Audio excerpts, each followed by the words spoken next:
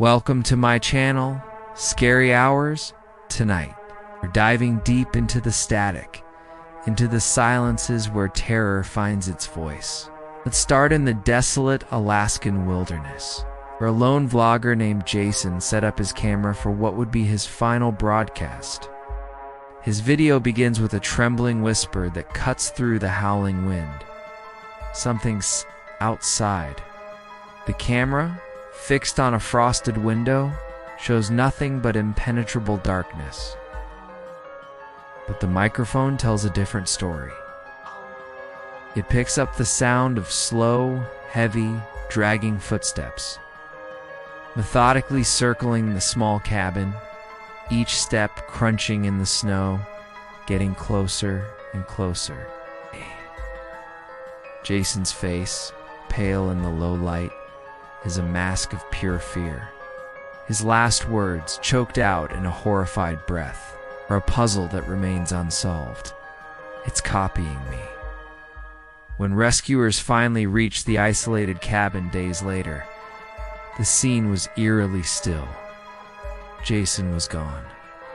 The only things they found were a set of barefoot tracks leading away from the cabin and into the endless frozen expanse, tracks that abruptly stopped as if their owner had simply vanished into thin air. Ow. Let's travel thousands of miles away to the scorching, empty plains of the Namib Desert. A team of radio astronomers was conducting routine signal tests, scanning the vast emptiness of the airwaves.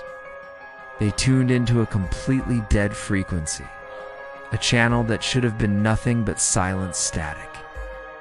They were about to move on when a voice crackled through the speakers. A woman's voice, raw with panic, hissing one chilling warning, "Don't let him in."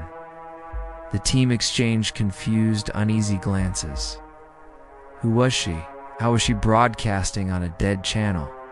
Before they could even begin to process it, one of the operators, a man named Ben, decided he needed some air and stepped outside the research outpost.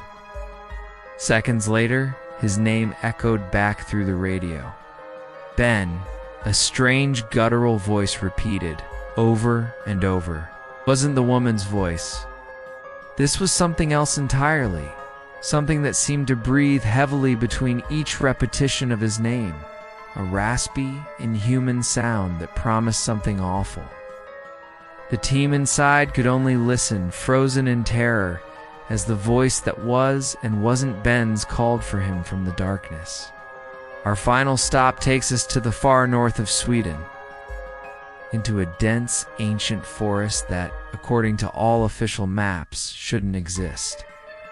Two friends, Liam and Eric, were on a grim mission, following the last known GPS coordinates of a hiker who had gone missing weeks earlier.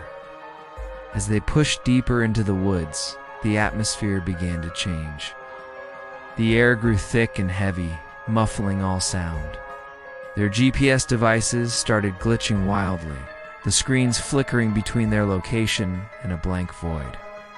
A sense of being watched prickled at the backs of their necks. Liam paused to check his phone again, and when he looked up, Eric was gone. There was no scream, no sound of struggle, no frantic footsteps crashing through the undergrowth, just an unnerving, complete silence.